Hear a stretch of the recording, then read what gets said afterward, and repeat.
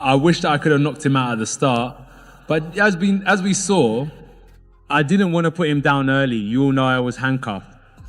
I don't want to say anything that I will be regretting in the future, but all I can say now is the first 20 seconds was enough for me to end Jake Paul. Win, and guess what? Jake Paul is right again, and this decision will prove to be positive for him. Yeah. But that said, he's got a broken jaw. Done so much for me, and I just am happy and grateful, and just all the life memories that are created through these fight weeks and everything that we've done is just... You've got to make this kid have a reality check. And that's what he actually did, because Jake Paul himself said, "Oh, This is how it all ends, and it's harsh, because Logan Paul has now confirmed that Jake Paul is stepping back from boxing after Anthony Joshua shattered his jaw. And before that fully sinks in, you need to look at what really happened here, because this isn't retirement, it's the aftermath, it's damage control, it's the moment someone realizes that hype doesn't protect your body, as a single fight didn't just slow Jake down. It exposed his limits, and the most unsettling part is how quiet and calm everyone suddenly is, because when the noise disappears, it means the result has already been accepted, and that's why this whole situation feels calculated rather than shocking. I hope that life pans out for you, because if you're unable to see this fight for what it is, you have a level of dark hatred, black energy in your heart. Logan didn't sugarcoat it, and that's what stood out first, because he openly said Jake is stepping back after the loss and the broken jaw, and it's hard to believe because just a year ago the story was all about taking over the sport, but now the tone has shifted to recovery and reflection, and if you listen carefully, those words don't appear unless something serious happened behind the scenes, whether physical, mental, or both. And it keeps feeling like there's more medical information we haven't been told yet, something they're carefully downplaying before it fully comes out. Yeah, I'm going to take some time off to go support Utah at the Olympics. So sick. Then she's going to move to Puerto Rico, move her here. Jake's thank you message was supposed to feel honorable, but instead it felt like a farewell hidden behind optimism, because when a fighter starts talking about memories instead of future goals, that's a warning sign, and all the praise about his toughness feels strange since resilience is usually mentioned when winning is no longer expected, and here's where it truly gets unsettling. Because people aren't arguing about how soon he'll return, they're questioning whether he should return at all. And that alone shows just how serious and lasting this situation really is. I mean, that, I wasn't being facetious before, but like, you never know the landscape of this, but more likely he's thought this is a good time to bow out or got a few niggles. Eddie Hearn getting involved made the situation feel much heavier because he didn't talk about emotions or a short break. He talked about physical reality, a broken jaw, accumulated damage, and a body that's starting to push back. And that should worry anyone because when a fighter's own body becomes the strongest warning sign, the clock on their career is already ticking loudly, and calling this move calculated isn't admiration. It's acceptance. It's the boxing world quietly saying they've seen this story before and it rarely turns around. And it honestly feels like there's a medical report behind the scenes that no one wants made public yet. Jake Paul knew exactly what his tactics would be going into that fight. He was in there just to survive. He wasn't in there to win. He didn't even try to win. He couldn't win.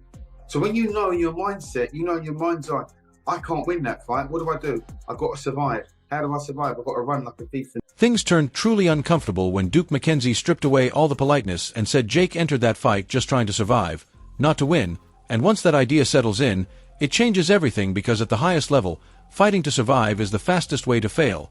And when analysts point out that every move was about avoiding damage, the match stops looking competitive and starts looking like a managed breakdown. And this raises a disturbing question, because if Jake already knew victory wasn't possible, why was the fight allowed to happen at all?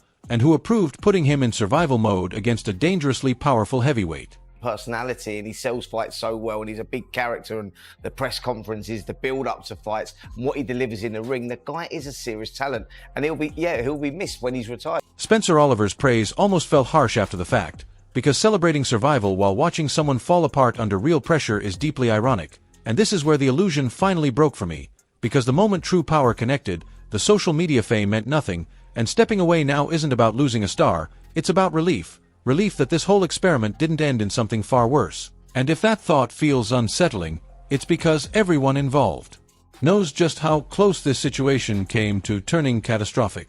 He's retiring, he's not going to do it again. We've seen it before, and I'm quite sure the common word's going to be the boy that cried wolf. I think in reality... Johnny Nelson didn't soften his words, and he didn't need to, because calling this humiliating yet unavoidable cut straight through the hype, as internet confidence means nothing when a real heavyweight starts landing clean shots, and the boy who cried wolf comparison stings because it fits almost too perfectly, and this is where the unease really deepens, because when several experienced veterans start using the same tone and language, it makes you wonder what they're all silently agreeing on, behind closed doors but refusing to say out loud. Like, other than boxing, there's a lot of egos involved, if that makes sense. Like, he said this, he said that, and I want this, I want that. The reaction from the Fury camp only made everything worse because once humiliation became the main label, it stuck fast, and moments like hospital images and one-sided punishment don't disappear from people's minds. And when Fury called him a boxer in name only, it didn't sound like trash talk, it sounded like a final judgment, and that judgment carries weight because boxing has a long memory for who gets exposed. And the fact that Jake's team is completely silent right now speaks louder than any defense they could possibly make. I think Jake fought a very, how do I survive long enough to land a right hand type of fight? And it made it a little difficult for AJ to get his timing. No excuses. AJ didn't look great. I'll be honest. He didn't look great. He didn't look like, an AJ we thought we were going to get, the Marauder, the guy that was going to come forward and bang out Jake in one round. Carl Frocka's analysis was sharp and unrelenting, showing a man who was overwhelmed, confused, and taking punishment without any real response. And if that sounds severe, consider that millions saw it live, because Jake didn't fight smart, he just endured, and endurance without purpose is nothing more than drawn-out humiliation. And when Frock said this wasn't a fight but a demonstration, it hit hard. Because demonstrations are meant to teach lessons, and in this case, Jake became that lesson. He should have either grabbed on, took a knee, or at least threw a bit more back. He was sitting back with his guard up, taking punches. It looked messy, it looked like he was under attack, and he was hurt. Dana White's take made it even harsher, framing the situation as ambition outpacing reality, and survival became the central theme again, because taking punishment from AJ isn't growth, it's career-ending, and when Dana calls it a warning, every crossover fighter should take it seriously, because this wasn't a show or entertainment, it was a boundary being crossed, and once that line is passed, there's no going back. Only consequences. Bridge with my brother, unfixable. I don't hate your brother. You guys need to fight guys your same size. When you fought Floyd, you are massive. He did hit you with a fucking bomb. Dave Allen's blunt honesty hit hardest for serious boxing fans, pointing out that no amount of cleverness could cover up the lack of power and defense, and that's the simple truth. There's no way to spin it, because ring intelligence alone can't survive against elite force, and stepping away wasn't about fear, it was about reality, because the equation is clear. Damage plus mismatch equals disaster. And that disaster was already at the doorstep. Well, the fight was,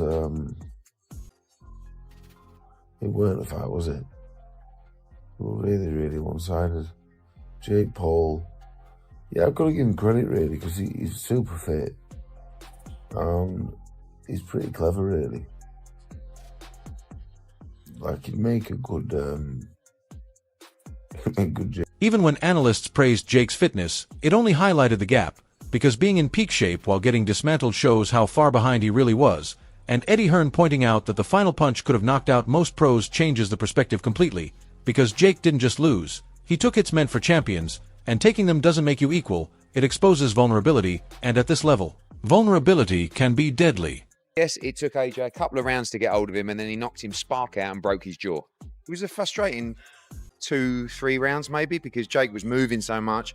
I'm glad Anthony Joshua did that too, because now he won't be able to talk like he does for a while. We won't have to listen to him. Mackenzie's final words felt like a verdict, not just commentary, because pointing out that Jake literally put himself in this position takes on a new weight when you consider the injury reports, and the fact that he wasn't completely incapacitated being called miraculous shows just how close this came to disaster, and this isn't exaggeration, it's reality, and when reality intervenes, retirement isn't optional anymore. It becomes necessary.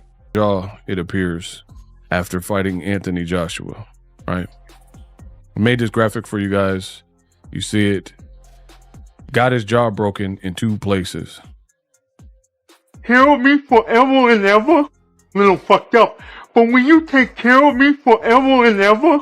Little fucked up. The broken jaw images made everything undeniable, because injuries like that don't just heal. They leave lasting effects on reflexes, confidence, and careers, and boxing doesn't forgive hesitation, so anyone acting like this is temporary is fooling themselves, because a jaw broken in 2 places isn't part of a story, it's a full stop, and the final unsettling fact is that no one is asking about the next fight. They're asking how severe the damage could have been. just a fucking piss take that this guy's in there with Anthony Joshua, swinging away, landing. What's he done? He's had 18 minutes and landed 2 shots, and he's gone on survival mode. And there'll be a lot of viewers on net. My opinion, he won 4 of them. People will argue that he at least won 3. No one expected him to last that long. Rolled his ankle, broke his jaw, still fucking fighting, man. Like, that's toughness. You know, most people wouldn't have the balls ever to step in a boxing ring to bring in their life. He stepped in a boxing ring with one of the baddest men on the planet, who's 40 pounds heavier than him and 6 inches. Don't call this just bravery or hate, because it was exposure dressed as spectacle, and Jake Paul's boxing chapter didn't end quietly. It broke under real pressure, and no matter if you admire his courage or reject the hype, the result is the same. Elite boxing made its point, and the current silence feels deliberate, hinting that the full medical truth hasn't come out yet, and when it does, this story will feel even darker. While the retirement debate already seems misleading, because whether Jake returns hardly matters. The illusion of rising dominance is gone, and in boxing, once you're seen as someone who survived instead of someone who threatened, both matchmaking and audience perception shift forever. I don't think Jake wants to stay in a version of boxing where his limits have been exposed publicly, and there's also a cultural reckoning happening that people are avoiding. Because the sport has always struggled to balance spectacle with legitimacy, and this fight tipped too far toward showmanship and paid the price in blood, and the backlash isn't personal against Jake. It's the fear of setting a precedent, because if this becomes normal, boxing risks turning serious injury into content, and even the most cynical fans won't accept that. And I don't think Jake is weak or foolish, but I do think he misjudged how quickly reality hits at the elite level. Because there's no time to adjust when you're facing someone who has been living in that danger for decades. The lesson no one wants to state plainly is that ambition without limits is how careers end early, or worse, and in the end, this moment will look worse with time, not because it happened, but because it was allowed to happen under the label of competition, and years from now it won't be seen as brave or bold. It will be remembered as a warning clip, the one cited whenever someone talks about skipping steps. And the scariest part is history shows someone will try it again. And my view is simple and uncomfortable. This wasn't just Jake Paul losing a fight, it was boxing itself forcefully correcting a lie that had grown unchecked, with hype taking the place of real hierarchy. Social reach started acting like it could replace real lineage, and Anthony Joshua didn't just hit Jake. He burst the bubble around crossover credibility, and once that bubble broke, everyone scrambled to soften the reaction, showing that the industry knew the risks and went ahead anyway. And what's most striking is how fast the tone shifted from celebration to concern, because that only happens when insiders witness something alarming in real time, and when analysts stop debating wins and start discussing survival and mercy. It's not spin, it's fear showing through professionalism, because boxing insiders know exactly what irreversible damage looks like. They don't throw around words like miracle or lucky unless the margins were razor thin, and I suspect they were even thinner than we're being told, and I don't. By that, this was driven purely by Jake's ambition, because fights at this level don't just happen by chance, and when promoters, commentators, and networks all line up afterward calling it inevitable, it points to collective awareness, not surprise, which raises a darker question about responsibility, because someone sold this as competitive knowing it wasn't, and if Jake paid with his jaw, the moral cost hasn't been fully addressed, and all the praise for toughness feels empty, because toughness only matters when skill fails, and elite sport isn't supposed to run on admiration, it's supposed to run on preparation and parity, and constantly framing survival as courage seems like a way to protect an idea that already collapsed, since courage didn't prevent him from being outclassed and won't protect the next time. This showed how fragile the crossover experiment is when it meets the heavyweight division, because heavyweights don't deal in learning experiences, they deal in real consequences, and Joshua represented the unforgiving extreme where mistakes don't teach, they erase. And the idea that Jake could gradually catch up to that kind of power was always a fantasy, and fantasy doesn't end quietly, it leaves a mark, and Logan's confirmation felt less like brotherly concern and more like a boundary for self-preservation, because once one brother takes that kind of punishment, the other has to rethink the entire brand, and stepping away isn't just about recovery, it's about containment.